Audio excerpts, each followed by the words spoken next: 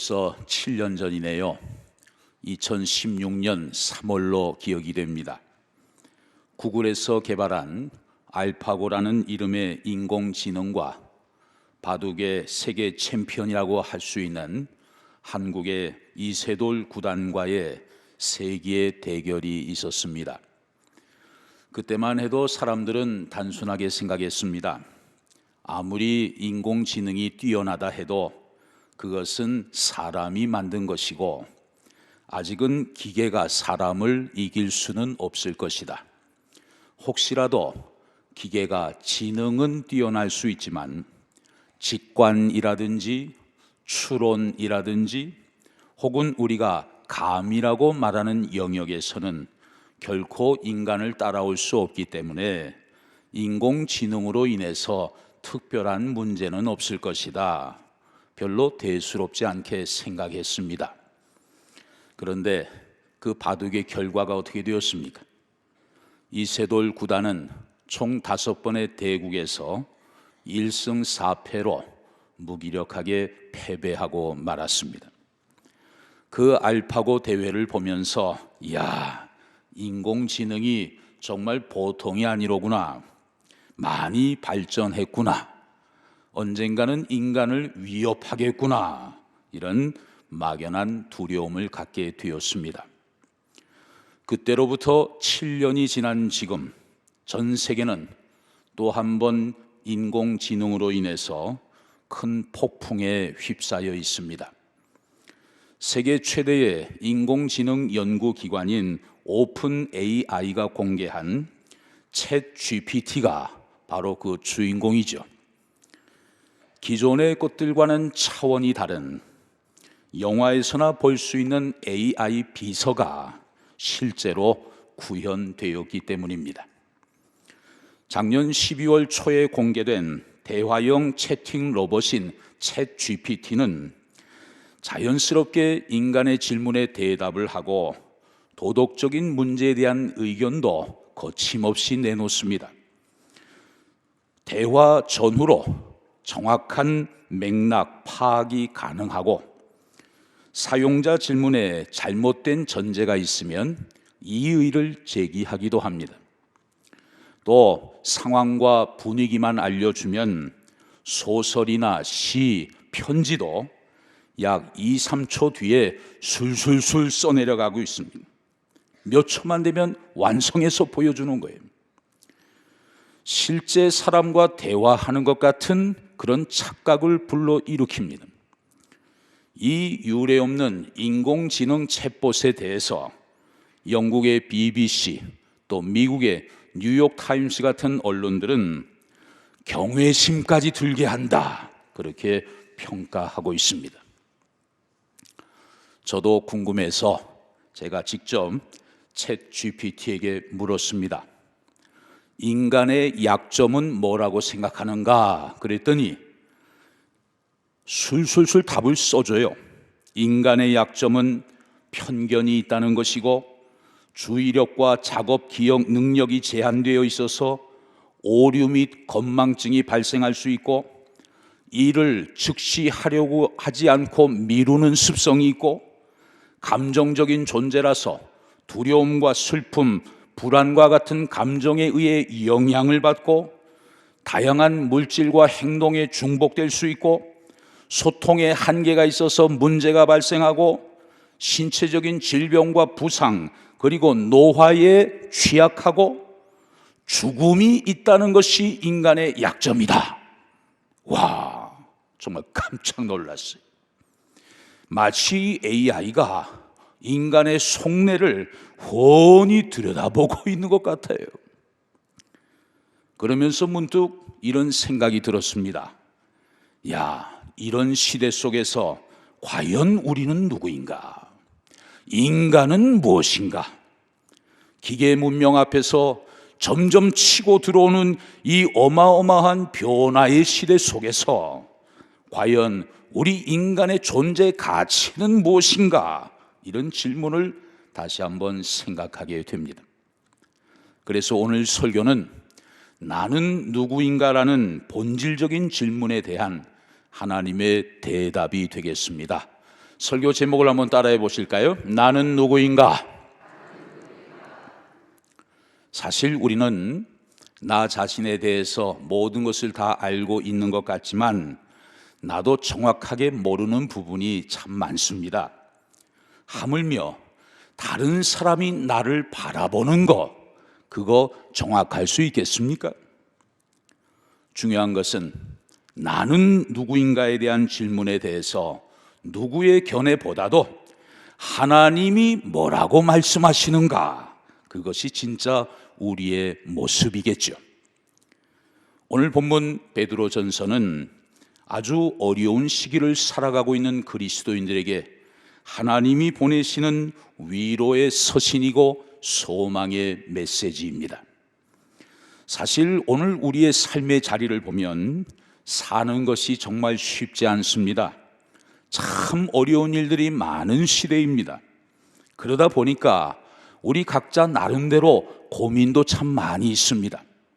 그런데 주후 1세기 베드로 당시의 성도들은 우리가 고민하는 문제들의 차원과는 비교할 수 없는 참 힘들고 어려운 시대를 살아갔습니다. 우리가 다음 달 월세를 걱정하고 있을 때 그들은 생존의 문제와 씨름하고 있었습니다. 우리가 내 몸에 고혈압, 당뇨, 관절 이런 문제들로 힘들어하고 있을 때 1세기 그리스도인들은 하루에도 수차례씩 생과 사의 기로를 넘나들어야만 했습니다. 붙들리면 끌려가서 고문을 당하기도 하고 맹수의 밥이 되기도 하고 심지어 순교의 죽음을 당하기도 했습니다. 그러다가 겨우 생명을 다행스럽게 유지하기라도 하면 그들은 삶의 터전에서 추방을 당해야만 했던 것입니다. 아마도 견디기 힘든 삶의 고난과 역경 속에서 저들은 믿음이 흔들릴 수밖에 없었을 거예요. 그러한 성도들에게 하나님은 베드로 서신을 통해서 우리가 어떤 존재인가를 잘 말씀해 주신 것입니다. 본문 9절 10절을 보시죠. 그러나 너희는 택하신 족속이요 왕같은 제사장들이요 거룩한 나라요 그의 소유가 된 백성이니 이는 너희를 어두운 데서 불러내어 그의 기이한 빛에 들어가게 하신 이의 아름다운 덕을 선포하게 하려 하심이라. 너희가 전에는 백성이 아니더니 이제는 하나님의 백성이요 전에는 긍휼을 얻지 못하였더니 이제는 긍휼을 얻은 자니라. 여기 9절 말씀을 자세히 보면 크게 5가지 내용으로 나누어 볼 수 있겠습니다. 앞부분의 4개는 우리가 어떤 존재인지 우리 신분에 대해서 잘 말씀해 주고 있습니다. 너희는 하나님의 택하신 족속이고 왕같은 제사장이고 거룩한 나라이고 하나님의 소유가 된 백성이다. 이것이 너희의 정체성이다. 그리고 마지막 한 개는 그런 신분을 가진 우리가 해야 할 일, 사명이 무엇인지를 잘 소개해 주고 있습니다. 그렇다면 구체적으로 우리는 누구입니까? 우리는 과연 어떤 존재일까요? 오늘 본문에 보면 우리의 신분을 말씀하는 앞에 4가지 그 중심에는 굉장히 중요한 한 단어가 들어 있습니다. 그것은 바로 선택이라는 단어예요. 선택. 인생은 어떻게 보면 선택의 연속이라고 말할 수 있겠습니다. 오늘 아침에 여러분은 몇 시에 일어날 것인가를 선택했습니다. 그리고 오늘 교회 갈 때 무슨 옷을 입고 갈 것인가를 선택했습니다. 또 식당에 가면 오늘은 무슨 메뉴를 먹을까, 그것을 선택해야 할 것입니다. 때로는 잘된 선택이 있기도 하고 어떤 때는 아차 싶은 선택이 있을 수도 있어요. 또 우리 여성들을 보면 아침에 옷을 고를 때 남자들은 도무지 이해할 수 없는 특이한 광경이 벌어지기도 합니다. 옷장에 옷이 그렇게 수두룩한데도 여성들의 고민은 뭘까요? 이렇게 많은 옷 중에 오늘 입을 만한 옷이 없네? 그러면서 무슨 생각합니까? 또 옷을 사야 되겠구나, 그런 결단을 하게 되죠. 이처럼 인생은 작은 선택에서 큰 선택에 이르기까지 정말 선택의 연속이에요. 그런데 이 선택이 참 쉽지 않다는데 문제가 있는 것이죠. 북아메리카에 사는 어떤 인디언들은 12살, 13살 자녀들이 성인식을 할 때 아주 특별한 방법으로 한다고 합니다. 그 나이에 해당하는 자녀들을 다 옥수수 밭으로 데리고 갑니다. 밭 일항마다 소년, 소녀들을 한 사람씩 다 세웁니다. 그리고 시합을 벌이는데 거기에 과제가 있어요. 여기서부터 저 끝까지 빨리 달려가면서 누가 제일 큰 옥수수 한 개를 빨리 따서 나오는가, 그게 과제입니다. 여기에는 두 가지 조건이 붙습니다. 하나는 한 번 지나간 길은 다시 되돌아갈 수 없다.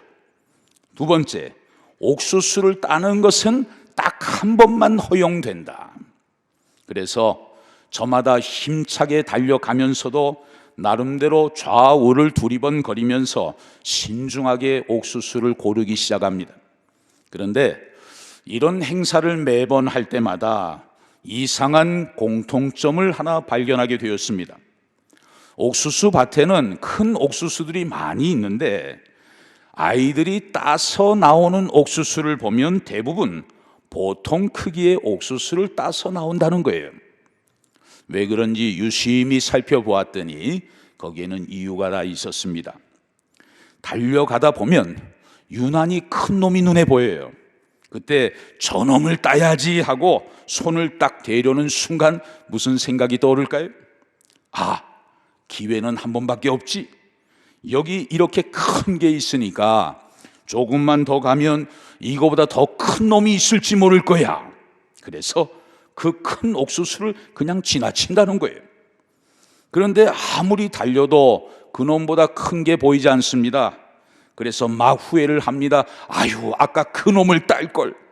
그런데 갑자기 눈앞에 아까보다 더 큰 놈이 보이게 돼요. 그래서 속으로 그러면 그렇지, 기다린 보람이 있네, 그러면서 그 놈을 따려고 손을 대려고 합니다. 그때 또 무슨 생각이 들까요? 기다리니까 이렇게 더 큰 놈이 나오지 않냐? 기왕에 기다린 거 한 번 더 기다려보자. 그래서 슬그머니 손을 거두고 또 달려갑니다. 그런데 옥수수밭은 어느새 끝에 다다르게 된 거예요. 에라 모르겠다, 아무거나 따서 나가자. 그래서 마지막에 손에 들려진 것을 보면 보통 크기의 옥수수를 따서 아이들이 나오게 된다는 것입니다.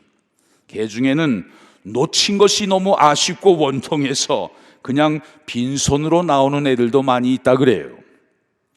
그 인디언 추장은 인생은 이런 것이다, 이런 교훈을 통해 소년 소녀들을 교육하면서 성인식을 한다고 합니다. 선택이 얼마나 어려운 것인가, 그것을 우리에게 잘 보여주는 하나의 이야기죠. 요즘 결혼을 생각하는 우리 젊은이들 선택이 참 쉽지 않을 것입니다.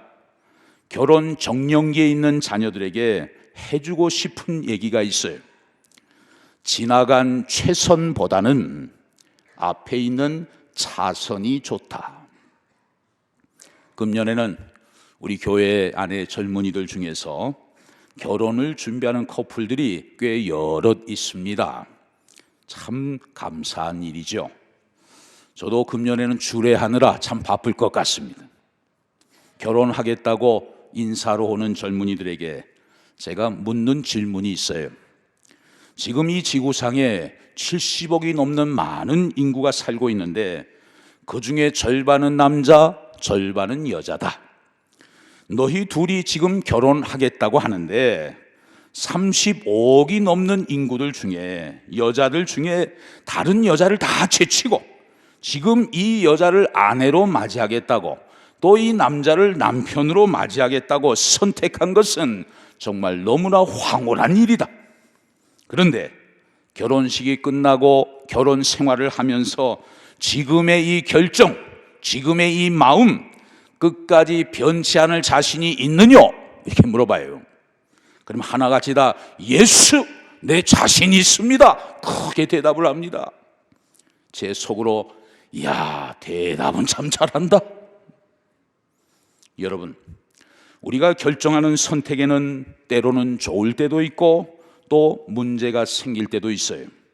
아무리 신중에 신중을 기해도 아까 챗 GPT가 얘기한 것처럼 오류가 있고 또 실수가 있을 수도 있어요. 그래서 정말 중요한 결정을 해야 될 때에는 하나님 앞에 기도를 많이 하면서 하나님의 은혜와 도우심을 간절히 구하며 나아가야 하는 것이죠. 그런데 우리가 정말 중요하게 생각해야 할 것이 있습니다. 그것은 하나님과 나와의 관계입니다. 우리는 보통 내가 예수를 구주로 믿었고 내가 예수를 주님으로 영접했고 그래서 내가 그리스도인이 되는 것처럼 그렇게 생각하는 경향이 있어요. 그런데 사실은 그렇지 않습니다. 그 과정 속에 하나님이 직접 개입하신다는 사실이에요. 나 같은 죄인이 예수 그리스도를 통해 죄 문제를 해결받고 하나님의 자녀가 되는 이 놀라운 구원 사건에 있어서 주도권은 언제나 하나님 편에 있다는 사실이에요. 하나님은 아무런 계획도 없는데 나 스스로 하나님의 자녀가 되고 싶어요 이렇게 해서 되는 문제가 아니라는 거예요. 그래서 에베소서 1장에 보면 저와 여러분의 구원의 문제를 이렇게 분명히 설명을 해줍니다. 성부 하나님께서 선택하시고 성자 예수님께서 십자가의 죽으심과 부활로 말미암아 우리의 구원을 이루어 주시고 성령 하나님께서 내게 도장을 꽝 찍어주시고 인을 쳐주심으로 내 구원의 확실한 보증이 되어주신다. 그러니까 나 한 사람의 구원을 위해서 성부 하나님이 개입하시고 성자 예수님이 개입되시고 성령 하나님이 개입되신 것입니다. 여러분의 구원은 이렇게 든든한 기초 위에 세워졌다는 사실을 믿으실 수 있기를 바랍니다. 그래서 우리의 구원은 아무도 흔들 수가 없어요. 아무도 아버지의 손에서 여러분을 빼앗아갈 수가 없는 것입니다. 하늘 아버지보다 더 힘센 자가 있다면 모르지만 그러나 천상천하에 오직 하나님만이 전능하시고 가장 높으신 분이고 우리 모두의 아버지이시기 때문에 하나님이 한번 너는 내 것이라고 선택하고 부르신 사람은 그 누구도 그 무엇도 우리를 하나님의 손 안에서 빼앗아갈 수 없는 줄로 믿습니다. 로마서 11장 29절에 보니까 놀라운 말씀이 기록되어 있어요. 하나님의 은사와 부르심에는 후회하심이 없느니라 그랬어요. 여기 부르심이라는 단어는 다른 말로 번역하면 선택이라는 말로 번역할 수 있겠습니다. 하나님의 은사와 선택에는 결코 후회하심이 없느니라. 여러분, 사실 우리 인간의 선택에는 종종 후회가 있지요. 야, 그걸 살 걸. 아유, 한 치수 높은 걸 살 걸. 아유, 그 집을 샀어야 되는데. 아유, 그 남자를 고를 걸. 그 여자를 선택할 걸. 인간의 선택은 때때로 후회가 있어요. 그러나 우리를 부르신 하나님의 선택에는 결코 후회하심이 없는 줄로 믿습니다. 오늘 본문 9절 상반절은 하나님이 바라보시는 우리가 누구인지 어떤 존재인지를 선포하고 있습니다. 그리고 9절 하반절에서는 그런 은혜를 받은 우리가 어떻게 응답해야 하는 것인가, 우리의 사명과 책임이 무엇인지를 잘 말씀해 주고 있습니다. 이러한 내용들을 생각하면서 우리 본문 9절 말씀 다 같이 함께 읽어보겠습니다. 시작. 그러나 너희는 택하신 족속이요 왕같은 제사장들이요 거룩한 나라요 그의 소유가 된 백성이니 이는 너희를 어두운 데서 불러내어 그의 기이한 빛에 들어가게 하신 이의 아름다운 덕을 선포하게 하려 하심이라. 아멘.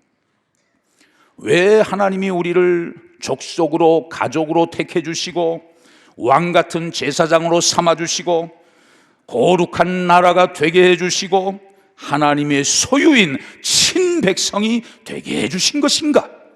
그 이유는 우리를 어두운 사망의 그늘에서 불러내셔서 밝은 구원의 빛 가운데로 들어가게 하신 그 하나님의 아름다운 덕을 많은 사람들에게 선포하게 하시기 위함이다. 그것을 말씀하고 있어요. 1인당 국민소득이 무려 9만 달러가 넘는 노르웨이는 북유럽에서도 가장 풍요로운 나라로 잘 알려져 있습니다. 그러나 19세기까지만 해도 정부 세원의 90%가 말린 생선에서 비롯됐을 정도로 매우 가난한 나라가 바로 노르웨이였습니다. 전통적으로 바이킹의 후손인 이 나라는 어업 중심의 경제였고 부족한 물품은 무역이나 해적질로 충당해 왔습니다. 바이킹 남자들이 외지에 나가 고생하고 있는 동안에 바이킹 여자들은 홀로 아이를 키우고 생계를 책임져야 하는 참 고단한 삶을 살아야만 했습니다. 언제 남편이 위험한 바다에서 죽음으로 돌아올지 모르기 때문에 여성들은 외모를 가꾼다든지 사치를 부린다든지 그럴 여유가 없었어요. 짧은 여름에 부지런히 농사를 지어서 식량을 비축해 놓아야만 식구들을 굶기지 않고 춥고 긴 겨울을 버틸 수 있었기 때문입니다. 추운 겨울을 내다보면서 필요한 것들을 미리 준비하는 사람은 겨울을 따뜻하고 안락하게 보낼 수 있을 것입니다. 이처럼 우리에게 찾아오게 될 인생의 겨울도 마찬가지 아니겠습니까? 사랑하는 성도 여러분, 이제 계절은 추운 겨울을 뒤로 하면서 만물이 약동하는 따뜻한 봄을 맞이하기 위해 준비하고 있습니다. 그럼에도 불구하고 지금 한국 사회는 계절의 변화와 상관없이 매서운 추위와 눈보라가 휘몰아치는 한겨울 속에 여전히 있습니다. 조금만 실수하면 깊은 낭떠러지로 추락할 것 같은 그 두려움은 어른들뿐만 아니라 우리 아이들까지 혹독한 시험과 치열한 경쟁으로 내몰고 있습니다. 언제나 주입식으로 교육을 받고 단기간에 성과를 내야만 하는 한국인들, 과로사 직전에 피곤한 가장들에게 따뜻한 봄은 너무나 멀리 보이기만 합니다. 그러나 나는 누구인가? 우리 자신이 어떠한 존재인지를 분명히 인식하고 하나님의 선택하심과 부르심을 통해 존귀한 하나님의 자녀요 하나님 나라의 친백성이 되었다는 사실을 기억하면서 나를 구원해 주신 하나님의 아름다운 은덕을 많은 사람들에게 전하며 살아갈 때 오늘의 힘들고 어려운 문제들을 하나님이 간섭하시고 하나님이 다 해결해 주셔서 날마다 복된 길로 우리 인생을 인도해 주실 줄로 믿습니다. 나는 누구인가? 성경이 말씀하는 나의 존재를 확실하게 깨닫고 삶의 자리에서 맡겨진 사명과 책임을 성실하게 잘 감당하면서 한 주간도 하나님의 은혜와 능력을 힘입어 범사에 승리하며 복을 받는 복된 저와 여러분들 다 되실 수 있기를 주의 이름으로 축원합니다.